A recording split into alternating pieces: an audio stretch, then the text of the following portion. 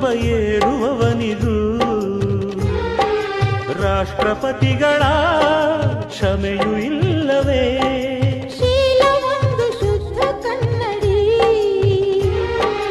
ಒಡೆದು ಹೋದರೆ ಬೆಸುಗೆ ಸಾಧ್ಯವೇ? ಕ್ಷಮೆ ಕೊಡು, ಇಲ್ಲ ಅದು ಶಿಕ್ಷೆ ಕೊಡು, ಇದೇ ಅದು. ಸಾಯಲ್ಲ ಮರೆಯಲಿಲ್ಲ ಹಾವು ಕೋಲಿದು. ತಪ್ಪು ಮಾಡೋದು ಸಹಜ ಕಣ,